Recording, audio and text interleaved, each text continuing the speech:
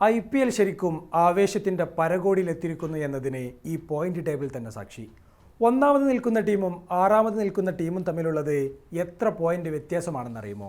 2 point. ആദ്യ 2 സ്ഥാനക്കാരിൽ ഒരാളാകാനും ആദ്യ 4-ൽ ഇടം പിടിക്കാനും നടക്കുന്നത് കനത്ത പോരാട്ടമാണ്. മെയ് 12-ന്, അതായത് സൺറൈസേഴ്സ് ഹൈദരാബാദ് ഗുജറാത്ത് ടൈറ്റൻസ് മത്സരത്തിന് മുന്നോടിയായാണ് ഈ വീഡിയോ ഷൂട്ട് ചെയ്യുന്നത്. 14 പോയിന്റുമായി 2-3 സ്ഥാനങ്ങളിൽ നിൽക്കുന്ന 2 ടീമുകളാണ് ഹൈദരാബാദും ഗുജറാത്തും. ഈ മത്സരത്തിൽ വിജയിക്കുന്നവർ പോയിന്റ് പട്ടികയിൽ 1-ാം സ്ഥാനത്തേക്ക് കയറും. അത്ഭുതങ്ങളൊന്നും സംഭവിച്ചില്ലെങ്കിൽ 16 പോയിന്റുമായി പ്ലേ ഓഫും ഉറപ്പിക്കും. IPL അതിനിർണായകമായ അവസാന ലാപ്പിലേക്ക് കടക്കുമ്പോൾ ഒന്നും പറയാനാകാത്ത സ്ഥിതിയാണ്. ഓരോ ടീമുകളെയും വിശദമായി പരിശോധിക്കാം. പഞ്ചാബ് കിങ്സ്, നിങ്ങൾ എന്താണ് ചെയ്യുന്നത്? IPL ആദ്യ പകുതി പിന്നിടുമ്പോൾ, അതായത് 7 മത്സരങ്ങൾ പിന്നിടുമ്പോൾ 13 പോയിന്റുമായി 1-ാം സ്ഥാനത്തായിരുന്നു പഞ്ചാബ്. സകലരെയും ഞെട്ടിച്ച് അപരാജിതരായി മുന്നേറിയ സംഘം. 7 കളികൾ ബാക്കിയിരിക്കെ നിശ്ചയമായും പ്ലേ ഓഫ് ഉറപ്പിക്കുമെന്ന് കരുതിയവർ. പക്ഷേ ഇപ്പോൾ നോക്കൂ, തുടർച്ചയായി 4-ാം തോൽവിയാണ് അവർ ഡൽഹിയോട് ഏറ്റുവാങ്ങിയത്. ഒരു കൺട്രോളുമില്ലാത്ത ബോളിങ്ങും വിട്ടുകളഞ്ഞ ക്യാച്ചുകളും ആ ടീമിൻ്റെ മൂഡ് തന്നെ മാറ്റി. പോണ്ടിങ്ങും ശ്രേയസും പണിയെടുത്തുണ്ടാക്കിയ ടീമിൻ്റെ മെൻറ്റാലിറ്റി തന്നെ മാറിയിട്ടുണ്ട്. എന്നാൽ പഞ്ചാബിൻ്റെ ഫോം ഡിപ്പ് CSKക്കും രാജസ്ഥാനും കൊൽക്കത്തക്കുമെല്ലാം വലിയ പ്രതീക്ഷകളും നൽകുന്നു. അതേസമയം ആദ്യഘട്ടത്തിൽ എല്ലാവരും പാടത്തള്ളിയ KKRനെ നോക്കൂ. 6 മത്സരങ്ങളിൽ നിന്നും 1 പോയിന്റ് മാത്രമുള്ള അവർ പിന്നീട് 4 തുടർ മത്സരങ്ങൾ വിജയിച്ചു. പഞ്ചാബിൻ്റെ നേർ വിപരീതമെന്ന് പറയാം. 10 മത്സരങ്ങൾ മാത്രം കളിച്ചിട്ടുള്ള കൊൽക്കത്തക്ക് ശക്തമായ പ്ലേ ഓഫ് സാധ്യതകൾ ഇനിയും ബാക്കി നിൽക്കുന്നു. നിലവിൽ, അതായത് മെയ് 12-നുള്ള പോയിന്റ് പട്ടിക ഇങ്ങനെയാണ്. 10-ൽ 8 ടീമുകളും 11 മത്സരങ്ങളാണ് കളിച്ചത്. ഡൽഹി മാത്രം 12 എണ്ണം കളിച്ചു. കൊൽക്കത്ത മാത്രം 1 മത്സരം കുറച്ചും കളിച്ചു. 11 മത്സരങ്ങളിൽ നിന്നും 6 പോയിന്റ് മാത്രമുള്ള ലക്നൗ, മുംബൈ എന്നിവർ ഇനി ഈ റേസിലില്ല. എല്ലാ മത്സരങ്ങൾ വിജയിച്ചാൽ പോലും അവർക്ക് പരമാവധി എത്താനാകുക 12 പോയിന്റിലാണ്.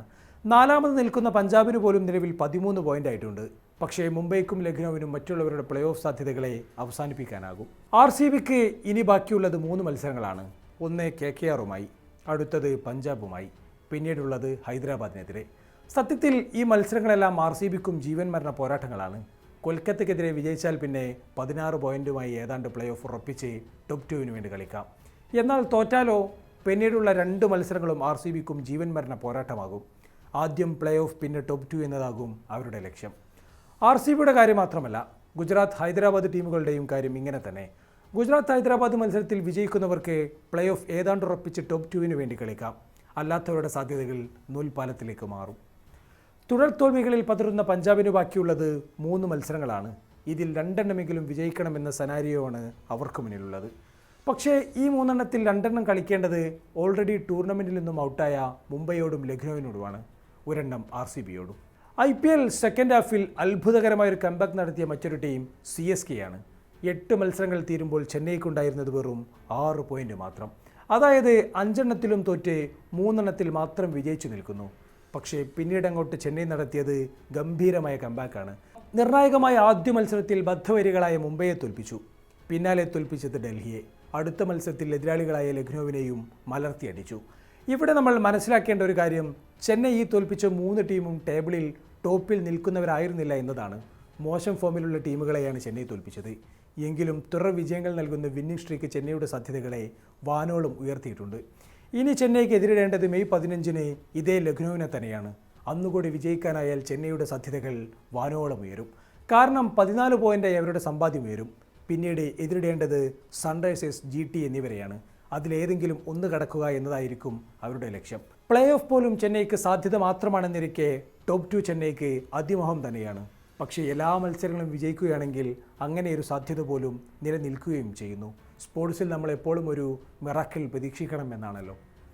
ആദ്യഘട്ടത്തിൽ കുതിച്ചോടിയിരുന്ന രാജസ്ഥാനും 2-ാം പകുതിയിൽ കിതക്കുന്നതാണ് നമ്മൾ കാണുന്നത്.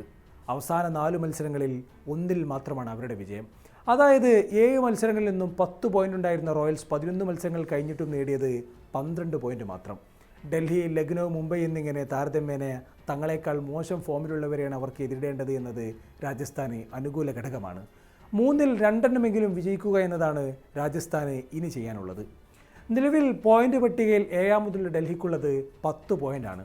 2 മത്സരങ്ങളും വലിയ റൺ റേറ്റിൽ വിജയിച്ചാൽ പോലും അവർക്ക് എത്താനാകുക 14 പോയിന്റിലാണ്. 14 പോയിന്റുള്ളവർ സെമിയിലെത്തണമെങ്കിൽ മറ്റുള്ളവരുടെ റിസൾട്ട് കൂടി അനുകൂലമായി വരേണ്ടതുണ്ട്. മൈനസ് റൺ റേറ്റുള്ള ഡൽഹിക്ക് പ്ലേ ഓഫ് പ്രഡിക്റ്ററുകൾ നൽകുന്നത് 3.2% സാധ്യതകൾ മാത്രം. നിലവിൽ 8-ാം സ്ഥാനത്താണെങ്കിലും KKRന് ഇതിനേക്കാൾ പ്രതീക്ഷകളുണ്ട്. കാരണം കളിച്ചത് 10 മത്സരങ്ങൾ മാത്രം. 4 ബാക്കി നിൽക്കവേ ഉള്ളത് 9 പോയിന്റ്. ബാക്കിയുള്ള 4 വിജയിച്ചാൽ ഷുവർ പ്ലേ ഓഫാണ്. 3 വിജയിച്ചാൽ നേർത്ത പ്രതീക്ഷ മാത്രം. മുംബൈക്ക് കോർ ടീമിനെ വിട്ട് പുതിയ സ്ട്രാറ്റജികൾ പയറ്റാമെന്ന പ്രതീക്ഷ മാത്രമാണ് ബാക്കിയുള്ളത്. അല്ലെങ്കിൽ അടുത്ത സീസണിൽ റിലീസ് ചെയ്യേണ്ടവരെ ഇനിയുള്ള മത്സരങ്ങൾ കൊണ്ട് തിരഞ്ഞെടുക്കാം. മുമ്പ് തോൽവികൾക്ക് കാരണമായി KL രാഹുലിനെ പറഞ്ഞിരുന്ന ലക്നൗ ഉടമ സഞ്ജീവ് ഗോയങ്കയുടെ അടുത്ത പ്ലാൻ എന്താകുമെന്നും കണ്ടറിയണം. കാരണം ടീമിനെ അടിമുടി പുതുക്കി പണിതിട്ടും 2 സീസണിലും അവർക്ക് പ്ലേ ഓഫ് കാണാനായിട്ടില്ല.